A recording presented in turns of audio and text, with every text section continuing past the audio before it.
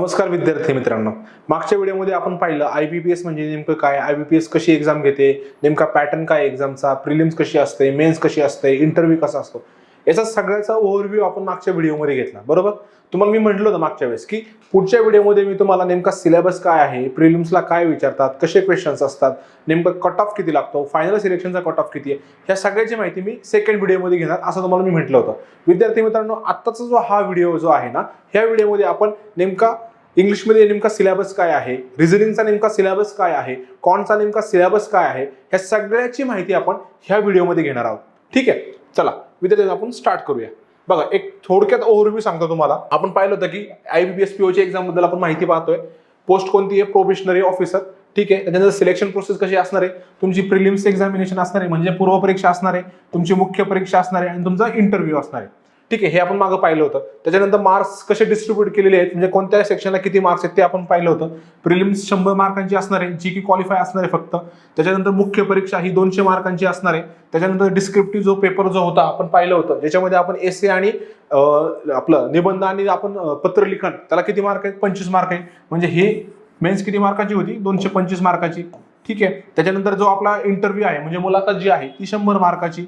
ठीक आहे, हे आपण पाहिलं होतं. त्याच्यानंतर यांनी काय सांगा, ड्युरेशन आपण वेळ किती आहे कोणत्या पेपरला ते पण आपण पाहिलं होतं. प्रिलिम्सला किती 1 तास आहे. त्याच्यानंतर मेन्स आपली जी मुख्य परीक्षा जी आहे त्या मुख्य परीक्षेला किती वेळ आहे, 3 तास हे याच्यासाठी म्हणजे आपला 200 मार्कांसाठी, आणि राहिलेले 30 मिनिटं हे आपल्या डिस्क्रिप्टिव्ह टेस्टसाठी, म्हणजे जवळजवळ आपल्या 3 तास 30 मिनिटं हा आपल्या मेन्ससाठी आहे. त्याच्यानंतर मार्किंग सिस्टीम कशी आहे ते आपण मागच्या राहिलं होतं पाहायचं, ते आपण बघूया. आता ही मार्किंग सिस्टीम जी आहे ना, तर प्रिलिमच्या पेपरला प्रत्येक प्रश्नाला किती मार्क आहे, 1 मार्क आहे. जर तुमचा प्रश्न बरोबर आला तर तुम्हाला 1 मार्क मिळणार आहे, आणि जर तुमचा एक प्रश्न चुकला तर तुमचे किती, 1/4 मार्क काय होणार आहे, कमी होणार आहे. म्हणजे काय, जर तुमचा एक प्रश्न चुकला तर तुमचे 1/4 भाग, म्हणजे 1/4 भाग किती येतो, 0.25, म्हणजे हे 0.25 तुमचे मार्क काय होणार आहे, कमी होणार आहे. म्हणजे ह्या पेपरला निगेटिव्ह मार्किंग सिस्टीम आहे. कळलं तुम्हाला? हे आपलं तुम्हाला मागच्या व्हिडिओमध्ये मी सांगायचं राहिलं होतं, हे मी इकडे कव्हर केलंय. याच्यामध्ये निगेटिव्ह मार्किंग सिस्टीम आहे. जर तुमचा एक प्रश्न बरोबर आला तर तुम्हाला 1 मार्क मिळणार. जर तुमचा एक प्रश्न चुकीचा आला तर तुमचे 0.25 हे मार्क कमी होणार आहेत. आणि जर तुम्ही प्रश्न सोडवलाच नाही तर तुमचे मार्क काही कमी होणार नाही. ठीक आहे, तर तुम्हाला कळलं नेमकं काय आहे मार्किंग सिस्टीम. त्याच्यानंतर ही जी मोड आहे, म्हणजे ह्या परीक्षा कशी घेतली जाणार आहे, तर आपण काल म्हणजे मागच्या व्हिडिओमध्ये पाहिलं होतं की ही परीक्षा ही पूर्णपणे ऑनलाईन मोडमध्ये असणार आहे. म्हणजे ऑनलाईनच्या माध्यमातून ही परीक्षा घेतली जाणार आहे. त्याच्यानंतर ह्या परीक्षेसाठी भाषा कोणती आहे, तर ह्या परीक्षेसाठी 2च भाषा आहे. आपण मागं पाहिलं होतं, एक इंग्लिश आणि हिंदी. ठीक आहे, आणि त्याच्यामध्ये जो लँग्वेजचा पेपर आहे त्याच्यासाठी आपल्याला फक्त इंग्लिशच यूज करायची. ठीक आहे, हा एक ओव्हरव्ह्यू होता नेमकी IBPS PO ची एक्झाम कशी असणार आहे हे आपण मागच्या व्हिडिओमध्ये पाहिलेलं आहे. आणि जे आपलं काय राहिलं होतं, जे मार्किंग सिस्टीम वगैरे, ते आपण आताच्या व्हिडिओमध्ये पाहिलं आहे. ठीक आहे, तर विद्यार्थी मित्रांनो आपण पुढे सुरुवात करूया. विद्यार्थी मित्रांनो, तुम्हाला एक सांगतो, IBPS वाल्यांनी फक्त त्यांनी सांगितलं की पेपरमध्ये आम्ही 10 फक्त सांगितलं टेस्ट, म्हणजे त्यांनी प्रिलिमच्या पेपरला त्यांनी काय सांगितलं की ह्या पेपरमध्ये 3 टेस्ट असतील. कोणत्या 3 टेस्ट असतील, एक इंग्लिश लँग्वेजची टेस्ट असेल, एक क्वांटिटेटिव्ह ॲप्टिट्यूडची टेस्ट असेल आणि एक रिझनिंग ॲबिलिटी टेस्ट असेल. ठीक आहे, त्यांनी सांगितलं की ह्या 3 टेस्ट असतील. पण ह्या 3 टेस्ट सांगताना त्यांनी अभ्यासक्रम हा दिलेला नाहीये. ठीक आहे, म्हणजे कदाचित आपल्याला असं वाटू शकतं की यार IBPS चा अभ्यासक्रम काय काय, पण त्यांनी त्यांच्या नोटिफिकेशन मध्ये, त्यांची जी जाहिरात आहे त्या जाहिरातीमध्ये त्यांनी कुठेच त्यांच्या सिलेबसचा म्हणजे अभ्यासक्रमाचा त्यांनी उल्लेख केलेला नाहीये. त्यांनी फक्त एक मोठ्या व्यापकपणे सांगितलं की आम्ही एक इंग्लिश लँग्वेजचा पेपर असणार आहे, एक क्वांटिटेटिव्ह ॲप्टिट्यूडचा एक पेपर असणार आहे आणि एक रिझनिंग ॲबिलिटीचा पेपर असणार आहे. त्यांनी त्याच्यामधलं डिटेल सेक्शन, कोणते सेक्शन असणार आहे, कोणत्या टॉपिकला कसे प्रश्न विचारणार आहे, त्यांनी अजिबात सांगितलेलं नाहीये. तर विद्यार्थी मित्रांनो, आपण काय केले ना, मागच्या वर्षी कसे प्रश्न आले, कशावर कोणत्या टाईपमध्ये किती प्रश्न आले, किती कोणत्या एखाद्या सेक्शनला किती वेटेज आहे, त्याच्यावरून आपण ठरवलं की ह्या सेक्शनमध्ये असे प्रश्न विचारू शकतात. ठीक आहे, तर आता बघा, आपण याच्यामध्ये आपण काय करणार आहे, सिलेबस डिकोड करणार आहे. मागच्या व्हिडिओमध्ये पाहिलं आपण की इंग्लिश लँग्वेजला 20 मिनिटं आहेत, 30 प्रश्न आहेत, कॉन्टला 20 मिनिटं आहेत, 35 प्रश्न आहेत, आणि रिझनिंगला 20 मिनिटं आणि 35 प्रश्न आहेत. हे आपण मागच्या व्हिडिओमध्ये पाहिलं होतं. ठीक आहे, आता बघा, आपण म्हणलं की इश्यूज ओनली ब्रॉड सब्जेक्ट, त्यांनी कुठेच टॉपिक सब डिवाइड केलेलं नाहीये. तर हे आपण हे सब डिव्हिजन म्हणजे ह्या ज्या सब्जेक्ट जे आहे ना, ह्या इंग्लिशची आपण फोड कशी केली आहे ना, जर मागच्या वर्षी म्हणजे मागच्या 4-5 वर्षामध्ये IBPS ने कसे प्रश्न विचारलेत, कोणत्या टॉपिकवर प्रश्न विचारलेत, त्या टॉपिकवरून आपण त्या सब्जेक्टची फोड केलेली आहे आणि त्या सब्जेक्टमधले सब टॉपिक म्हणजे जे उपघटक आहेत त्या उपघटकांची आपण निवड केलेली आहे. ठीक आहे, आता बघूया आपण नेमकं कसं कसं आहे. आता बघा, हा इंग्लिश लँग्वेज म्हणजे इंग्लिश भाषेचा पेपर जो आहे ना, प्रिलिमचा म्हणजे पूर्व परीक्षेचा, त्याच्यामध्ये किती प्रश्न आहेत? 30 प्रश्न आहेत. वेळ किती आहे? 20 मिनिटं वेळ आहे. ठीक आहे, आता बघा याच्यामध्ये नेमके सेक्शन काय आहे, याच्यामधले घटक कोणते ते पाहूया आपण. पहिला कोणता आहे? एक रिडिंग कॉम्प्रिहेन्शन. आता तुम्हाला प्रश्न पडला असेल की रिडिंग कॉम्प्रिहेन्शन म्हणजे काय? विद्यार्थी मित्रांनो, काही अवघड नाही याच्यामध्ये. ठीक आहे, रिडिंग कॉम्प्रिहेन्शन म्हणजे काय? एक तुम्हाला उतारा दिला जातो. ठीक आहे, म्हणजे जवळजवळ तुम्हाला एक पानभर उतारा दिला जातो. त्या पानभर उतार्यामध्ये ते काय करतात? 7 ते 8 प्रश्न विचारतात. ठीक आहे, म्हणजे एक तुम्हाला एक कुठला पण उतारा देतील ते आणि त्या उतार्यावर ते विचारतील, प्रश्न विचारतील की 7-8 प्रश्न देतील आणि त्याच्यावर तुम्हाला सांगतील की याचे उत्तर काय, हे काय. म्हणजे काय आलं, एक तुम्हाला एक उत्तर दिला जाणार आणि त्या उताराच्या आधारित तुम्हाला ते काय करणार? प्रश्न विचारणार. ठीक आहे, हे झालं रिडिंग कॉम्प्रिहेन्शन. रिडिंग कॉम्प्रिहेन्शनचा उद्देश काय आहे की तुम्हाला नेमकं आकलन किती होते भाषेचं हे त्यांना तपासायचं आहे, म्हणून हा रिडिंग कॉम्प्रिहेन्शन आहे. त्याच्यानंतर क्लोज टेस्ट.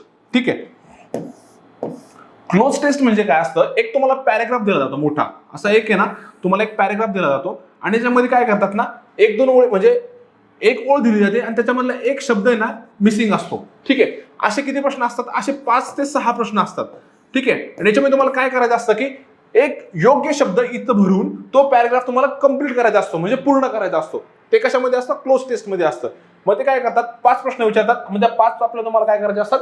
गाळलेल्या जागा भरायच्या असतात. तुम्हाला एकदा एक एकंदरीत छोटासा एक ओव्हरव्ह्यू आला असेल म्हणजे क्लोज टेस्ट म्हणजे काय. म्हणजे साधी भाषा असतं की मी डॅश डॅश आहे, म्हणजे साधी गोष्ट तुम्हाला सांगतो की मी मुलगा आहे. ठीक आहे, मग ते काय विचारणार? मी डॅश डॅश आहे. माझं नाव सूरज आहे, तर ते काय म्हणणार? माझं नाव डॅश डॅश आहे. म्हणजे अशा टाईपचं असतं की तुम्हाला एकदा काय असतात? रिकाम्या जागा भरायच्या असतात. पण त्या रिकाम्या जागा भरताना तुम्हाला एक असा शब्द निवडायचे असतात की जेणेकरून त्या पॅसेजला एक अर्थपूर्ण म्हणजे त्या पॅसेजला एक अर्थ असा निर्माण होईल, जेणेकरून तुम्हाला त्या पॅसेजचा एक अर्थ कळेल, असं तुम्हाला याच्यामध्ये निवडायचं असतं. कळलं तुम्हाला क्लोज टेस्ट म्हणजे काय? ठीक आहे, आता पुढे जाऊया पॅराजंबल्स. आता ह्या पॅराजंबल्स मध्ये काय असतं माहिती की मित्रांनो, तुम्हाला आहे ना 5 वाक्य दिलेले असतात. किती? 5 किंवा कधी कधी 6 वाक्य देतील, कधी कधी 4 वाक्य पण देतील. ठीक आहे, ही तुम्हाला 4 वाक्य दिलेली असतात. पण ही 4 वाक्य जी आहेत ना त्यांचा सिक्वेन्स नसतो. म्हणजे पहिलं वाक्य हे शेवटी दिलेलं असतं किंवा शेवटचं वाक्य पहिल्यांदा दिलेलं असतं, दुसरं वाक्य पहिल्यांदा दिलेलं असतं किंवा तिसरं वाक्य पहिल्यांदा दिलेलं असतं.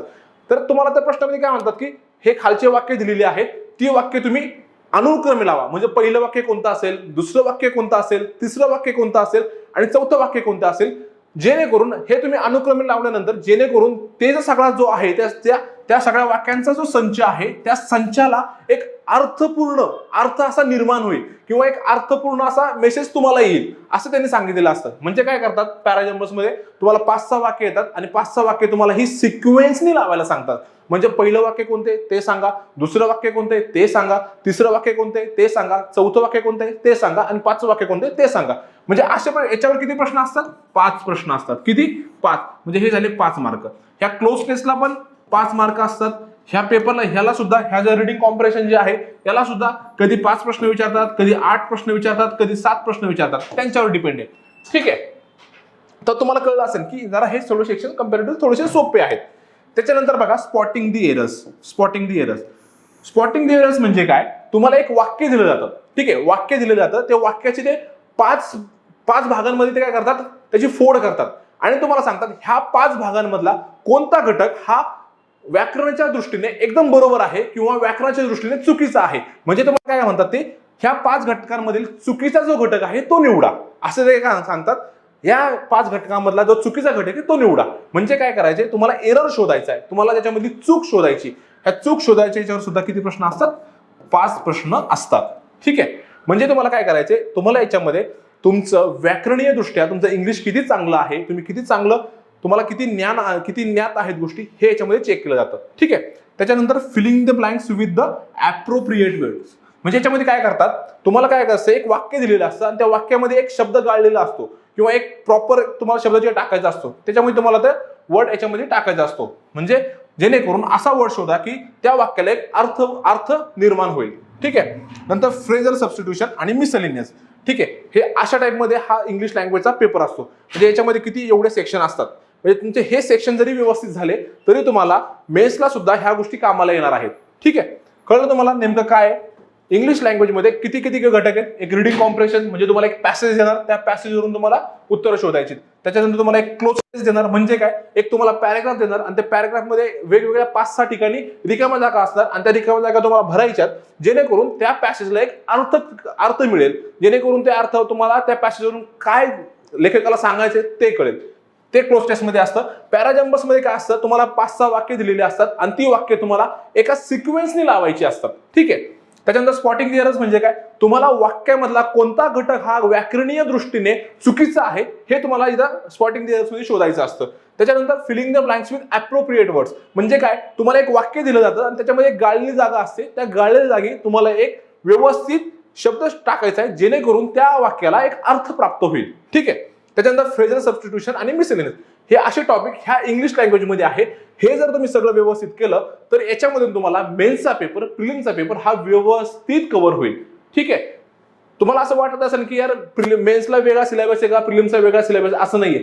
हाच सेक्शन मेन्सला सुद्धा आहे. ठीक आहे. म्हणजे तुम्हाला प्रिलिम्सचा आणि मेन्सचा अभ्यास हा बरोबर करायचा आहे. म्हणजे याच्यामध्ये वेगळं काय आहे का, नाही. फक्त एवढंच की प्रिलिम्सला येणारे म्हणजे पूर्व परीक्षेला जे प्रश्न विचारले जाणार आहेत ते प्रश्न मेन्सच्या दृष्टीने थोडेसे सोपे असणार आहेत आणि मेन्सचे प्रश्न म्हणजे जे मुख्य परीक्षेचे प्रश्न हे पूर्व परीक्षेच्या दृष्टीने थोडेसे अवघड असणार आहेत. ठीक आहे. एवढाच फरक आहे. तुम्हाला कळालं नेमकं इंग्लिश भाषेमध्ये ते काय विचारणार आहेत. आता पुढचा सेक्शन काय, क्वांटिटेटिव्ह ऍप्टिट्यूड. क्वांटिटेटिव्ह ऍप्टिट्यूड म्हणजे आपण मगाशी बघितलं की अंकगणित. अंकगणिताला किती प्रश्न आहेत पूर्व परीक्षेला, 35 प्रश्न आहेत. किती वेळ आहे, 20 मिनिटं वेळ. ठीक आहे. आता तुम्हाला प्रश्न पडला असेल की यार नेमकं ते 35 प्रश्न कोणत्या टॉपिकवर विचारणार आहेत. तर आता हे 35 प्रश्न कोणत्या टॉपिकवर विचारणार आहेत ना, याचं आम्ही गेल्या मागच्या 5 वर्षाच्या पेपरावरून एक अनालिसिस केलं आणि त्याच्यावर आम्ही टॉपिक काढले की ह्या टॉपिकवर प्रश्न असतात, त्या टॉपिकवर प्रश्न असतात. ठीक आहे. तर बघा पहिला टॉपिक कोणता आहे, नंबर सिरीज. नंबर सिरीज म्हणजे काय, नंबर सिरीज म्हणजे काय, एक तुम्हाला नंबर सिरीज दिली जाते म्हणजे काय, 1, 4, 1, 4, 16, 25, 36 आणि तुम्हाला विचारतात की पुढचा नंबर कोणता असेल असं ते विचारतात. बरोबर. म्हणजे आता तुम्हाला याच्यावरून काय दिसतंय की अरे हा 1 चा वर्ग आहे, हा 4 हा 2 चा वर्ग आहे, हा 16 हा 4 चा वर्ग आहे, हा 25 5 चा वर्ग आहे, हा 36 6 चा वर्ग आहे. म्हणजे हा इथं जी संख्या येणार आहे ती हा कसला तरी वर्ग असणार आहे. म्हणजे कसला वर्ग असणार आहे, 7चा स्क्वेअर. 7चा वर्ग म्हणजे किती असणार इथं, 49. म्हणजे नंबर सिरीज मध्ये ह्या अशा टाईपचे प्रश्न असतात. कळलं तुम्हाला, नंबर सिरीज मध्ये अशा टाईपचे प्रश्न असतात आणि ह्या सिरीजला किती प्रश्न विचारतात, मॅक्झिमम 5 प्रश्न तरी ह्या टॉपिकवर असतात. ठीक आहे. म्हणजे तुम्हाला कळलं नंबर सिरीज म्हणजे नेमकं काय. ठीक आहे. त्याच्यानंतर डेटा इंटरप्रिटेशन. विद्यार्थी मित्रांनो, आपण शाळेमध्ये असताना आलेख वगैरे बघितले, आलेखावरून आपण माहिती लिहायचो, आलेखावर दिलेल्या माहितीवरून आलेख काढायचो. तसंच इथं पण तसंच आहे. आपल्याला एक आलेख दिलेला असतो, म्हणजे एक आलेख दिलेला असतो आणि ह्या आलेखावर सांगितलं असतं की अशी माहिती दिलेली असते. म्हणजे हे सांगतात की हा एक दुकान आहे, ह्या दुकानाचा एवढा सेल आहे. म्हणजे काय म्हणतात, एक माझं कपड्याचं दुकान आहे, 2011 साली माझा एवढा सेल होता, 2012 साली माझा एवढा सेल होता, 2013 साली एवढा सेल होता. ठीक आहे. म्हणजे ही माहिती त्यांनी दिलेली असते आपल्याला आणि ह्या माहितीच्या आधारे त्यांनी आपल्याला प्रश्न विचारलेले असतात आणि त्या प्रश्नांच्या आधारे आपल्याला उत्तरं शोधायची असतात. ठीक आहे. एकंदरीत तुम्हाला कळलं नेमकं डेटा इंटरप्रिटेशन मध्ये काय आहे. ठीक आहे. तर अप्रॉक्सिमेशन आणि सिम्प्लिफिकेशन. आता बघा तुम्हाला मी सांगतो नेमकं अप्रॉक्सिमेशन आणि सिम्प्लिफिकेशन काय आहे. आता विद्यार्थी मित्रांनो, तुम्हाला नंबर सिरीज कळलं, डेटा इंटरप्रिटेशन कळलं, अप्रॉक्सिमेशन आणि सिम्प्लिफिकेशन म्हणजे काय थोडक्यात बघूया आपण. विद्यार्थी मित्रांनो, ते काय म्हणतात, आपला प्रश्न तुम्हाला मी एक प्रश्न घेतो, त्या प्रश्नावर तुम्हाला नेमकं कळेल की नेमकं काय म्हणायचंय. ते विचारतात 19.99 गुणिले 9.99 यांची व्हॅल्यू किती आहे, यांची किंमत किती आहे. विद्यार्थी मित्रांनो, अरे आपल्याला थोडस भीती वाटू शकते यार, 19.99 गुणिले 9.99 यांचा गुणाकार कसा करायचा. विद्यार्थी मित्रांनो, हा गुणाकार करणं तुम्ही अपेक्षित आहे का, अजिबात नाही. ते काय म्हणतात अप्रॉक्सिमेशन मध्ये म्हणजे काय म्हणतो, मी काय करतो डायरेक्ट 19.99 म्हणजे मी काय करतो डायरेक्ट 20 घेतो. ठीक आहे. गुणिले 9.99 म्हणजे किती होतात ते, कशाच्या जवळ आहे, 10च्या जवळ आहे. म्हणजे याचं उत्तर किती आलं, 200. म्हणजे हे एवढं सोपं आहे. अप्रॉक्सिमेशन म्हणजे आपल्याला असं करायचंय. ठीक आहे. त्याच्यानंतर क्वाड्रॅटिक इक्वेशन. विद्यार्थी मित्रांनो, आपण 11वी-12वीला क्वाड्रॅटिक इक्वेशन नावाचा टॉपिक शिकविलेला आहे. म्हणजे कसं, तुम्हाला एक उदाहरण सांगतो. आपल्याला एक इक्वेशन दिलेलं असतं, x² + 2x + 1 = 0. म्हणजे x² अधिक 2x अधिक 1 = 0. बरोबर, हे असं इक्वेशन दिलेलं असतं. याच्यावरून आपल्याला काय कळतं, याच्यावरून आपण x ची व्हॅल्यू काढतो. x ची व्हॅल्यू किती येणार आहे, म्हणजे हे इक्वेशन कसलं काय सांगतं, हे इक्वेशन x + 1 याचा वर्ग सांगतं, त्याची व्हॅल्यू किती 0. याच्यावर आपण काय सांगू शकतो, x + 1 म्हणजे x अधिक 1 x अधिक 1 = 0. म्हणजे याच्यावर काय अर्थ, x ची व्हॅल्यू -1. ठीक आहे, हे जे आहे हे क्वाड्रॅटिक इक्वेशनचा टॉपिक याच्यामध्ये आहे क्वांटिटेटिव्ह ॲप्टिट्यूड मध्ये. ठीक आहे, तुम्हाला कळलं असेल नेमकं काय आहे हे. आता नेक्स्ट, डेटा सफिशियन्सी. याच्यामध्ये काय असतं ना विद्यार्थी मित्रांनो, आपल्याला एक प्रश्न विचारलेला असतो की मला जर पुण्यावरून चाकणला जायला 1 तास लागत असेल, तर जर समजा एक सिंपल उदाहरण घेतो, माझ्या गाडीचं स्पीड हे 60 km/h आहे, म्हणजे माझी गाडी ताशी 60 किलोमीटर या वेगाने जाते, तर मला पुण्यावरून साताऱ्याला जायला किती वेळ लागेल. ठीक आहे, असं ते मला विचारतात. तर याच्यावरून आपल्याला मग सांगता येतं की खाली आपल्याला ऑप्शन दिलेले असतात की याच्यामध्ये तुम्हाला माझा वेळ माहिती असला पाहिजे का, गाडीचा वेग माहिती असला पाहिजे का, किंवा खाली 2 स्टेटमेंट दिले जातात. त्याच्यानंतर तुम्हाला सांगायचं असतं की हे खालचे 2 स्टेटमेंट, खालची 2 विधानं हे वरचं उत्तर काढण्यासाठी सफिशियंट आहेत की नाही, पूरक आहेत की नाही, हे आपल्याला सांगायचं असतं. कशामध्ये, डेटा सफिशियन्सी मध्ये. त्याच्यानंतरचा टॉपिक आहे मेन्सुरेशन. मेन्सुरेशन म्हणजे काय की आपला क्षेत्रफळ, तुमचं व्हॉल्यूम, पेरिमीटर म्हणजे तुमची पेरिमीटर, ह्या गोष्टींची माहिती आहे, ह्या गोष्टींचे विचार प्रश्न कशावर येतात, ह्या मेन्सुरेशन मध्ये येतात. म्हणजे ते काय विचारतात, एका आयताचं क्षेत्रफळ हे 12 km² आहे, तर त्याची परिमिती काय हे सांगा. म्हणजे अशा टाईपचे प्रश्न कशामध्ये असतात, ह्या मेन्सुरेशन मध्ये असतात. समजा एका कोणाचं व्हॉल्यूम, एका कोणाचं घनफळ 1000 आहे, तर त्याची त्रिज्या काय असेल, त्याची हाईट काय असेल, म्हणजे त्याची उंची किती असेल, ते आपल्याला शोधायचं असतं. तर हे असे प्रश्न कशामध्ये असतात, मेन्सुरेशन मध्ये असतात. ठीक आहे. त्याच्यानंतर ॲव्हरेज. ॲव्हरेज म्हणजे काय, ॲव्हरेज म्हणजे काय ते विचारतात, एका वर्गामधील 30 मुलांचं एक ॲव्हरेज वय हे 40 आहे, तर एका वर्गातील 30 मुलांचं वजन हे 40 किलो आहे, तर त्याच्यामधल्या 10 मुलांचं वजन किती असू शकतं, किंवा त्याच्यामधल्या शिक्षकांचं वजन किती असू शकतं. अशा टाईपचे प्रश्न हे कशामध्ये असतात, ॲव्हरेज मध्ये असतात. ठीक आहे. नेक्स्ट, आता बघा याच्यामध्ये प्रॉफिट अँड लॉस म्हणजे काय, नफा आणि तोटा. नफा आणि तोटाची आपण शाळेत असताना उदाहरणं पाहिलेली, तशा टाईपचे इथं प्रश्न असतात. ते रेशो आणि प्रपोर्शन, याच्यामध्ये काय असतं, समजा एक तुम्हाला काय दिलेलं असतं की पाणी आणि दुधाचं मिश्रण दिलेलं असतं, त्याच्यामध्ये सांगितलेलं असतं की पाण्याचं प्रमाण हे 5 आहे आणि दुधाचं प्रमाण हे 6 आहे. तर ते म्हणतात की याच्यामधून आम्ही 100 लिटर हे जर मिश्रण बाजूला काढलं तर पाण्याचं प्रमाण किती असेल आणि दुधाचं प्रमाण किती असेल ते आपल्याला शोधायचं असतं. म्हणजे हे कशामध्ये असतं, रेशो आणि प्रपोर्शन मध्ये असतं. वर्क, टाइम, एनर्जी म्हणजे काय, याच्यामध्ये काय असतं की एका माणसाला एक काम करायला 10 दिवस लागतात, एका स्त्रीला एक काम करायला 20 दिवस लागतात, तर दोघांना मिळून ते काम करायला किती दिवस लागतील. अशा टाईपचे प्रश्न कशामध्ये असतात, वर्क, टाइम याच्यामध्ये असतात. ठीक आहे. त्याच्यानंतर टाइम आणि डिस्टन्स. टाइम अँड डिस्टन्स म्हणजे काय, एखादी गाडी 60 किलोमीटर ह्या वेगाने जात जर असेल, तर ती गाडी 4 तासामध्ये किती अंतर कव्हर करेल, किंवा एक गाडी 4 तासामध्ये 2 किलोमीटर अंतर कव्हर करते, तर तिचा वेग किती. अशा टाईपचे प्रश्न कशामध्ये असतात, टाइम आणि डिस्टन्स मध्ये असतात. याच्यामध्ये तुमच्या रेल्वेचे सुद्धा उदाहरणं असतात, याच्यामध्ये तुमची जहाजाची सुद्धा उदाहरणं असतात, याच्यामध्ये तुमची एरोप्लेनची सुद्धा उदाहरणं असतात. म्हणजे काय, कळलं का तुम्हाला, टाइम आणि डिस्टन्स मध्ये कोणत्या टाईपचे प्रश्न असतात ते. त्याच्यानंतर प्रोबॅबिलिटी, त्याच्यानंतर रिलेशन्स, त्याच्यानंतर सिंपल अँड कंपाऊंड इंटरेस्ट म्हणजे सरळ व्याज, चक्रवाढ व्याज, त्याच्यानंतर परम्युटेशन आणि कॉम्बिनेशन, आणि अजून बरेच टाईप आहेत. त्याचा सगळ्याचा समावेश कशामध्ये असतो, ह्या तुमच्या कॉन्ट सेक्शन मध्ये येतो. म्हणजे तुम्हाला कळलं का विद्यार्थी मित्रांनो, हे 35 प्रश्न जे विचारणार आहेत ना, हे 35 प्रश्न ह्या टॉपिकवर असणार आहेत. एखादा अर्धा प्रश्न दुसऱ्या टॉपिकचा येऊ शकतो, पण याच्या बाहेरचे शक्यतो प्रश्न जाणार आहेत का, नाही जाणार. म्हणजे तुम्हाला एक ओव्हरऑल कळलं असेल की नेमके टॉपिक काय आहेत, नेमका सिलेबस काय आहे, हे तुम्हाला एक थोडीशी एक आयडिया आली असेल. ठीक आहे. आता आपण बघूया रिझनिंग. Reasoning ability. रिझनिंगला किती प्रश्न आहेत, 35 प्रश्न आहेत. किती वेळ आहे, 20 मिनिटे. आता तुम्हाला प्रश्न पडला असेल की रिझनिंगला नेमके प्रश्न काय विचारणार आहेत.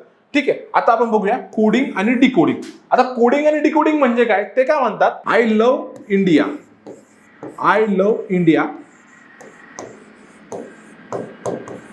आय लव्ह इंडिया आम्ही 4, 5, 1 असा लिहितो. म्हणजे ते काय म्हणतात, आम्ही एका सांकेतिक भाषेमध्ये आय लव्ह इंडिया हा शब्द, हे वाक्य 4, 5, 1 असं लिहितो.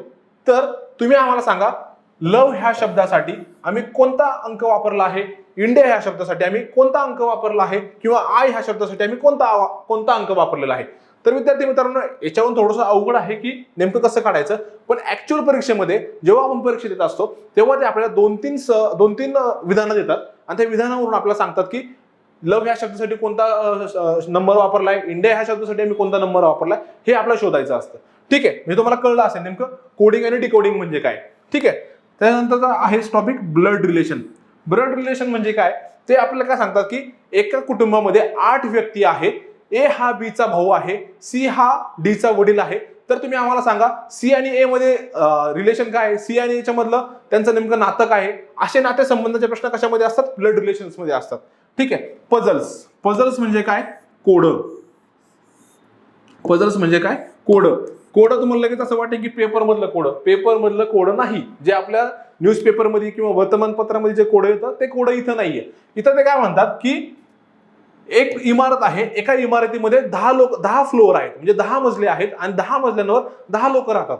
मग ते विचारतात की पहिल्या मजल्यावर कोणता माणूस राहतो, दुसऱ्या मजल्यावर कोणता माणूस राहतो, तिसऱ्या मजल्यावर कोणता माणूस राहतो, चौथ्या मजल्यावर कोणता माणूस राहतो. हे अशा टाईपचे प्रश्न कशामध्ये असतात, पझल्स मध्ये असतात. ठीक आहे, आता इनइक्वॅलिटीज म्हणजे काय, याच्यामध्ये काय असतं, एक तुम्हाला एक मोठं असं एक समीकरण दिलं जातं. म्हणजे काय, पी हा क्यू पेक्षा मोठा आहे, क्यू हा किंवा इक्वल टू आरच्या आहे, किंवा आर हा टीच्या मोठा आहे. तर त्याच्यावरून तुम्हाला ते विचारतात पी हा टी पेक्षा मोठा आहे का, क्यू हा टी पेक्षा मोठा आहे का, असं ते विचारतात. आणि त्याच्यावरून तुम्हाला सांगायचं असतं की हो, पी हा टी पेक्षा मोठा आहे, त्यामुळे पहिलं स्टेटमेंट बरोबर आहे, पहिलं विधान बरोबर आहे. क्यू हा टी पेक्षा छोटा आहे, नाही चूक, क्यू हा टी पेक्षा मोठा आहे, असं तुम्हाला सांगायचं असतं. आणि त्याच्यावरून तुम्हाला ऑप्शन तुम्हाला चूज करायचे असतात. ठीक आहे, तुम्हाला कळलं नेमकं इनइक्वॅलिटीज म्हणजे काय. त्याच्यानंतर सिलॉलिझम म्हणजे काय, याच्यामध्ये ते काय करतात, तुम्हाला 4 स्टेटमेंट देतात, 4 विधान देतात. म्हणजे काय, सगळे हत्ती हे वाघ आहेत, सगळे वाघ हे सिंह आहेत, असे तुम्हाला 3 स्टेटमेंट देतात. आणि खाली विचारतात सगळे हत्ती हे वाघ नाहीत, सगळे वाघ हे सिंह नाहीत. मग त्याच्यावर तुम्हाला सांगायचं असतं की कोणतं विधान बरोबर आहे, कोणतं विधान चुकीचं आहे. कळलं, म्हणजे सिलॉलिझम मध्ये तुम्हाला कळलं, थोडंफार एक कळलं असेल की काय असतं. त्याच्यानंतर एक इनपुट आउटपुट म्हणजे काय, याच्यामध्ये एक तुम्हाला एक सिरीज दिली जाते. म्हणजे फॉर एक्झाम्पल ABCD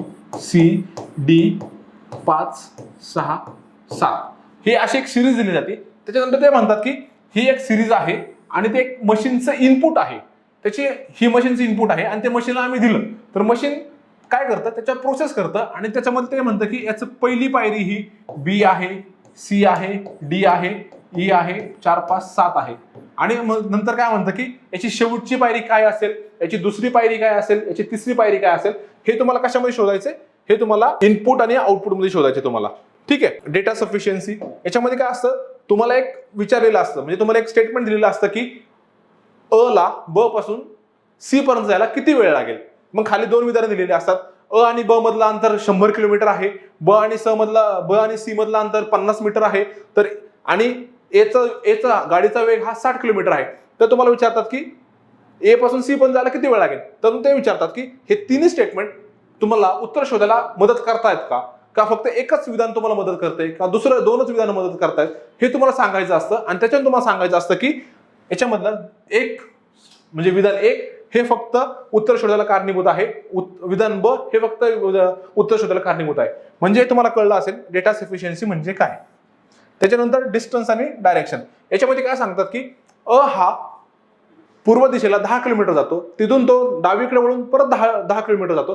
तर ते विचारतात अ चा स्टार्टिंग पॉईंट म्हणजे सुरुवातीचा पॉईंट आणि शेवटचा पॉईंट याच्यामधलं अंतर काय. त्याच्यानंतर अ ची डायरेक्शन, अ ची सुरुवातीची डायरेक्शन आणि शेवटच्या पॉईंटची डायरेक्शन यांची दिशा काय, अशा टाईपचे प्रश्न कशामध्ये असतात, डिस्टन्स आणि डायरेक्शन मध्ये असतात. रँकिंग आणि सिक्वेन्स टेस्ट आहे. त्याच्यानंतर मिसलेनियस म्हणजे हे जे टॉपिक आहेत ना, ह्या टॉपिकवरच याच्यावरच प्रश्न कशाला असतात, तुमच्या पूर्व परीक्षेला आणि मुख्य परीक्षेला असतात. ठीक आहे, आता बघा आपण सिलेबस बघितला, नेमका टॉपिक काय आहेत, सब टॉपिक काय आहेत, प्रश्न कसे येऊ शकतात, प्रश्न कसे विचारले जाणार आहेत, कोणत्या टॉपिकला किती वेटेज आहे, याच्या बऱ्यापैकी ओव्हरव्ह्यू कशामध्ये घेतलाय आपण आतापर्यंत बघितला. आता आपण बघूया की नेमका कट ऑफ मार्क म्हणजे आपल्याला मिनिमम किती मार्क हवेत जेणेकरून आपण मेन्सला ऍप्लिकेबल होऊ शकू. आता बघा प्रिलिम्स, आपण प्रिलिम्सचा कट ऑफ पाहू. 2021 साली आताची जी एक्झाम झाली 2021 ची त्याच्यामध्ये कट ऑफ पाहू. जनरल कॅटेगरीचा कट ऑफ किती होता, 50.5 मार्क. कितीपैकी? 100 पैकी. त्याच्यानंतर एससीचा कट ऑफ किती होता? 44.5. शेड्यूल ट्राईबचा किती होता? 38. त्याच्यानंतर ओबीसीचा किती होता? 50.5. आणि इकॉनॉमिकली विकर सेक्शनचा किती होता? 50.5. म्हणजे तुम्हाला विद्यार्थी मित्रांनो कळतोय जवळजवळ निम्मा लागतो. म्हणजे 100च्या निम्मे मार्क हे कशाला लागतात तुम्हाला मेन्सला क्वालिफाय होण्यासाठी लागतात. ठीक आहे. आता आपण पुढे बघूया सेक्शनल कट ऑफ. तुम्हाला मागच्या व्हिडिओमध्ये मी सांगितलं होतं की प्रत्येक सेक्शनला हा सेक्शनल कट ऑफ आहे. म्हणजे तुम्हाला एक मिनिमम मार्क हे तुम्हाला पडलेच पाहिजे. ठीक आहे. आता बघा इंग्लिशचा हा जो सेट आहे तो किती मार्काला आहे? 30 मार्काला आहे. आणि बघा किती लागला सेक्शनल कट ऑफ? 10. म्हणजे तुम्हाला मिनिमम 10 मार्क पाहिजेच. जर तुम्हाला 10 मार्क पडले तरच तुमचा आम्ही विचार करू. भले तुम्हाला ह्या पॉईंटमध्ये तुम्हाला 20 मार्क पडले, इकडच्या याला तुम्हाला 30 मार्क पडले आणि इकडे तुम्हाला 5 मार्क पडले, तुमचे टोटल मार्क किती झाले? सपोज 55 झाले. आणि कट ऑफ किती लागलाय? 50.5. तुम्हाला इथं 8च मार्क पडले, तुम्हाला इथं 5च मार्क पडले, तुम्ही क्वालिफाय होणार आहे का? नाही होणार. तुम्हाला इथं मिनिमम 10 मार्क पाहिजेच. ठीक आहे. 10 मार्क जर तुम्हाला इथं पाहिले, तुम्ही सगळे सेक्शन जर तुम्ही क्लिअर केले तरच तुमचा मेन्ससाठी विचार होतो. आणि मेन्ससाठी कधी विचार होतो? जेव्हा तुम्ही प्रिलिमचा कट ऑफ क्लिअर करता तेव्हा तुमचा विचार होतो. ठीक आहे. आता बघा हा झाला अनरिझर्व कॅटेगरीसाठी. आणि जे आता आरक्षित वर्ग आहे, आरक्षित वर्गाचा किती लागलाय? 6.75, 6.25 आणि 6.25. ठीक आहे. म्हणजे अनरिझर्व म्हणजे जे अनारक्षित आहेत त्यांना कट ऑफ जास्त आहे आणि जे आरक्षित आहेत त्यांचा कट ऑफ थोडासा कमी आहे. ठीक आहे. एकंदरीत तुम्हाला कळलं असेल की आपल्याला मिनिमम किती मार्क पाडायचे आणि मॅक्झिमम मार्क किती पाडायचे. म्हणजे आपल्याला कमीत कमी एवढे मार्क पाडायचे आणि जास्तीत जास्त किती मार्क पाडायचे याचा तुम्हाला एक थोडासा अंदाज आला असेल. बरोबर? ओके. नेक्स्ट. आता बघा मित्रांनो मेन्सचा सिलेबस. मेन्स विद्यार्थी मित्रांनो जो आपण प्रिलिमचा जे सब सेक्शन पाहिले ना तेच सब सेक्शन इकडं पण सेम आहे. म्हणजे इंग्लिश तुमचं रिझनिंग जे आहे ना, रिझनिंगला पण तुमचा प्रिलिम सारखेच टॉपिक असणार आहेत, पण तुमची जी डिफिकल्टी लेवल जी आहे ना ती प्रिलिम्स पेक्षा मेन्सला जास्त असणार आहे. म्हणजे मुख्य परीक्षेची प्रश्नांची काठिण्य पातळी ही पूर्व परीक्षेपेक्षा काय आहे? जास्त असणार आहे. ठीक आहे. तर हे सगळे सेक्शन आहेत तसेच. म्हणजे तुमच्या रिझनिंग मधले जे प्रश्न आहेत ना जसे प्रिलिम्सला विचारलेत ना त्याच टॉपिकवर विचारणार, फक्त की त्याची काठिण्य पातळी कशी असणार आहे? जास्त असणार आहे. त्याच्यानंतर तुमच्या इंग्लिश लँग्वेजवर पण तुमच्या इंग्लिशचा जो पेपर आहे त्याच्यामध्ये सुद्धा प्रश्न सेमच असणार आहेत, पण त्याची जी काठिण्य पातळी ती पण जास्त असणार आहे. डेटा अनालिसिस आणि इंटरप्रिटेशन याच्यावर सुद्धा तुमच्या कॉन्टचा जो सेक्शन आहे कॉन्टच्या रिलेटेडच प्रश्न विचारले जाणार आहेत.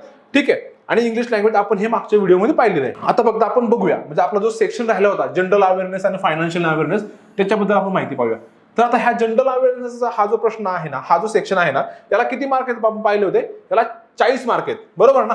मग 40 मार्कामध्ये नेमकं ते कशाबद्दल प्रश्न विचारणार आहेत ते आपण पाहूया. याच्यामध्ये फायनान्शियल अवेअरनेस म्हणजे तुमच्या फायनान्शियल म्हणजे तुमच्या बँकांच्या घडामोडी, तुमच्या रिझर्व्ह बँकेची घडामोडी, तुमच्या सेबीची घडामोडी, तुमची सीडबीची घडामोडी, नंतर तुमचं वित्त मंत्रालय, वित्त मंत्रालयाच्या कोणत्या घडामोडी होत आहेत, करंट म्हणजे तुमच्या चालू घडामोडी काय काय आहेत आर्थिक बाबींमध्ये, याच्या सगळ्या गोष्टींचा इथे ते प्रश्न विचारणार आहेत. नंतर करंट अफेअर्स म्हणजे चालू घडामोडी म्हणजे काय?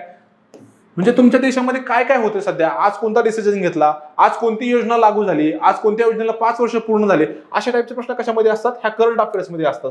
जनरल नॉलेज म्हणजे काय की आपल्या भारतामध्ये ताजमहाल कुठं आहे, नंतर भारतामधलं सगळ्यात मोठं धरण कोणतं आहे, त्याच्यानंतर भारतामध्ये सगळ्यात मोठी पब्लिक सेक्टर अंडरटेकिंग कोणती आहे, अशा टाईपचे प्रश्न कशामध्ये असतात? जनरल नॉलेजमध्ये असतात. आणि स्टॅटिक अवेअरनेस मध्ये म्हणजे काय की भारतामध्ये किती आर्टिकल्स आहेत, त्याच्या इतिहासाच्या रिलेटेड थोडासा प्रश्न विचारतील, पॉलिटीच्या रिलेटेड थोडेसे प्रश्न असतील, अशा टाईपचे प्रश्न कशामध्ये असतात? ह्या जनरल अवेअरनेसमध्ये असतात. ठीक आहे. एक तुम्हाला कळत असेल की ओव्हरऑल नेमकं जनरल अवेअरनेसमध्ये काय विचारणार आहेत, कशा टाईपचे प्रश्न असणार आहेत, कोणकोणते सेक्शन आहेत, कोणकोणत्या सेक्शनवर आपल्याला भर द्यायचा आहे हे तुम्हाला याच्यामध्ये सांगितलेलं आहे. ठीक आहे. नेक्स्ट. आता बघा कम्प्युटर ऍप्टिट्यूड हा एक सेक्शन आपल्याला काय थोडासा नवीन आहे.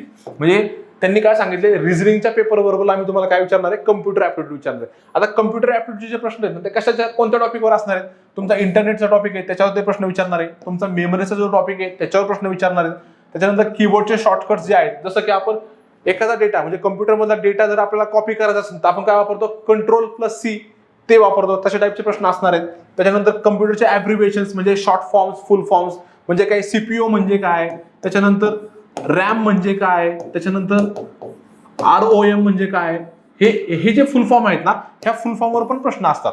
ठीक आहे. नंतर मायक्रोसॉफ्ट ऑफिस म्हणजे तुमचं विंडोज जे आहे मायक्रोसॉफ्ट ऑफिस, वर्ड, त्याच्यात पॉवर पॉईंट प्रेझेंटेशन त्याच्या रिलेटेड सुद्धा प्रश्न याच्यामध्ये असणार आहेत. नंतर कम्प्युटरचे हार्डवेअर डिव्हाइसेस कोणते आहेत त्याच्यावर प्रश्न असणार आहे, कम्प्युटरचं सॉफ्टवेअर कोणते आहेत त्याच्यावर प्रश्न असणार आहेत, ऑपरेटिंग सिस्टीम त्याच्यावर प्रश्न विचारतात, नेटवर्किंगच्या रिलेटेड प्रश्न विचारतात, त्याच्यानंतर कम्प्युटरचे ज्या फंडामेंटल जे आहेत म्हणजे कम्प्युटरच्या बेसिक गोष्टी ज्या आहेत त्याच्यावर सुद्धा ते प्रश्न विचारतात. ठीक आहे, म्हणजे तुम्हाला कळलं की कम्प्युटर ऍप्टिट्यूड मध्ये आपल्याला नेमका कशाचा अभ्यास करायचा आहे, कम्प्युटरमध्ये कशावर कोणत्या टॉपिकवर प्रश्न विचारले जातात हे आपण याच्यामध्ये पाहिलं. ठीक आहे, आता बघू आपण मेन्सचा कट ऑफ बघू किती लागलाय 2021 सालीचा. ठीक आहे, हे बघा मित्रांनो, मेन्स किती मार्कांची आहे? 225 मार्कांची आहे. आता कट ऑफची गंमत बघा, जनरल कॅटेगरीचा कट ऑफ किती लागलाय? 80.75. किती पैकी? 225 पैकी. ओबीसीचा किती लागलाय? 75.5. एससीचा किती लागलाय? 65.50. एसटीचा किती लागलाय? 57.75. आणि ईडब्ल्यूएसचा किती लागलाय? 77.25. म्हणजे विद्यार्थी मित्रांनो कळतंय का तुम्हाला 225 पैकी एवढा कट ऑफ लागलाय. म्हणजे आपल्याला मिनिमम एवढे मार्क पडलेच पाहिजे. जर आपल्याला याच्यापेक्षा कमी मार्क असेल तर आपण इंटरव्ह्यूला इलिजिबल होत नाही. आपल्याला ह्या मार्कांच्या वरतीच मार्क पाहिजे आणि ह्या मार्कांच्या वरतीच मार्क असेल तरच आपण इंटरव्ह्यू देऊ शकतो. ठीक आहे, म्हणजे तुम्हाला एवढे मिनिमम मार्क हे मिळायलाच हवे. ओके, आता आपण सेक्शनल कट ऑफ पुढे जाऊया. विद्यार्थी मित्रांनो, जसं पूर्व परीक्षेला सेक्शनल कट ऑफ आहे तसाच मेन्सला सुद्धा मुख्य परीक्षेला सुद्धा हा सेक्शनल कट ऑफ आहे. आता बघूया आपण रिझनिंगचा पेपर किती मार्कांचा आहे? 60 मार्कांचा आहे. आणि कट ऑफ किती लागला याचा? ओबीसी रिझर्व्ह कॅटेगरीचा 4.50 आणि जनरल कॅटेगरी ईडब्ल्यूचा किती लागलाय? 7.25. ठीक आहे, म्हणजे तुम्हाला एवढे मिनिमम मार्क हे पडलेच पाहिजेत. जर तुम्हाला मिनिमम याच्यापेक्षा मार्क जर कमी पडले, तुम्हाला बाकीच्या सेक्शन मध्ये पैकी जरी मार्क पडले तरी तुमचं इंटरव्ह्यूला सिलेक्शन होणार आहे का? नाही होणार. त्यामुळे विद्यार्थी मित्रांनो एक नेहमी लक्षात ठेवा, आपल्याला मिनिमम जो कट ऑफ आहे तो आपल्याला क्लिअर करायचाच आहे. म्हणजे आपल्याला एवढे मिनिमम मार्क पडलेच पाहिजे. तेवढे मिनिमम मार्क पडले तरच आपण इंटरव्ह्यूला क्वालिफाय होऊ शकतो. ठीक आहे, इंग्लिशचा किती लागलाय? 40 पैकी 10 रिझर्व्ह कॅटेगरीसाठी आणि 13.25 अनरिझर्व्ह कॅटेगरीसाठी. डेटा अनालिसिसला 60 पैकी किती लागलाय? 6.5 आणि 9.25. जनरल अवेअरनेसला किती लागलाय? 1.75 आणि 3.75. इंग्लिशला किती लागलाय? 8.75 आणि 10. म्हणजे तुम्हाला एवढे मिनिमम मार्क हे मिळायलाच हवे तरच तुमचा पेपर हा तुम्हाला इंटरव्ह्यूसाठी विचार केला जातो. ओके, आता बघा फायनल सिलेक्शनला म्हणजे जो आयबीपीएसने रिकमेंड केलेला आहे, जो आयबीपीएसने ज्या उमेदवाराची शिफारस केलेली आहे, जो शेवटचा उमेदवार आहे, ज्या शेवटच्या उमेदवाराची शिफारस केलेली आहे त्याचे मार्क किती दिलेले आहेत. आता बघा मॅक्झिमम स्कोर म्हणजे जो पहिला जो आलाय त्याला किती मार्क पडलेत? 52.20. आता हा कट ऑफ कधीचा आहे? 2020चा आहे. आपण 2021चा का घेतला नाही? कारण की 2021चे इंटरव्ह्यू बाकी आहे. 2021चा अजून रिझल्ट लागलेला नाहीये, त्यामुळे आपण फायनल कट ऑफ घेतलेला नाहीये. आपण 2020चा घेतलाय. 2020 मध्ये जो पहिला आला एससी कॅटेगरीमध्ये त्याला किती मार्क आहेत? 52.2. आणि जो मिनिमम जो आहे शेवटचा त्याला किती आहे? 39.73. आणि जो अनरिझर्व्ह कॅटेगरी मधला जो आहे त्याला किती आहेत? 62.98. आणि जो सगळ्यात कमी आहे त्याला 47.89. विद्यार्थी मित्रांनो, तुम्हाला कदाचित असं वाटू शकतं की अरे मेन्सचा कट ऑफ 60 पाहिला आपण आणि इकडे हे एवढे 52 मार्क कसे आले? तर विद्यार्थी मित्रांनो, आपण पहिल्या व्हिडिओमध्ये पाहिलं होतं ना, तर काय करणार आहेत ते 225 पैकी तुम्हाला जे मार्क मिळाले त्या मार्कांचं 80% कन्व्हर्जन करणार. समजा मला 225 पैकी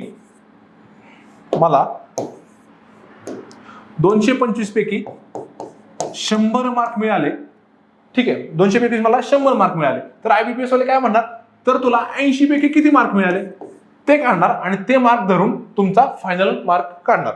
आणि इंटरव्ह्यूला काय करणार? ते इंटरव्ह्यू ते काय म्हणले होते की तुम्हाला 100 मार्कांचा तुमचा इंटरव्ह्यू आहे, तर तुम्हाला 100 पैकी 60 मार्क जर पडले तर आयबीपीएस वाले काय करणार? तुम्हाला 100 पैकी 60 पडतायत तर तुम्हाला 20 पैकी किती मार्क पडणार ते काढणार आणि ते मार्क काढून आणि हे 80 पैकी मार्क काढून त्याची बेरीज करून तुम्हाला फायनल किती मार्क पडतायत ते काढणार आणि त्याच्यानुसार तुम्ही हा कट ऑफ क्लिअर करताय की नाही त्याच्यावरून तुमचं फायनल सिलेक्शन हे ठरणार आहे. ठीक आहे, एक तर तुम्हाला बऱ्यापैकी आयडिया आली असेल की कट ऑफ म्हणजे नेमका किती लागतो, किती मार्क पाहिजे ते. ठीक आहे विद्यार्थी मित्रांनो, बऱ्यापैकी तुम्हाला सगळ्यांची गोष्टींची आयडिया आलेली आहे. नेमका रिझनिंग मध्ये कोणते सेक्शन्स आहेत, अकाउंटमध्ये कोणते सेक्शन्स आहेत, इंग्लिशमध्ये कोणते सेक्शन्स आहेत, किती मार्क पाडायचे, किती मार्क सेक्शन कट ऑफ किती हवा, हे सगळ्यांची तुम्हाला आयडिया आली असेल. ठीक आहे, तुम्हाला व्हिडिओ नक्की आवडला नक्की सांगा आणि जर काही सजेशन असेल तर नक्की सांगा. थँक्यू.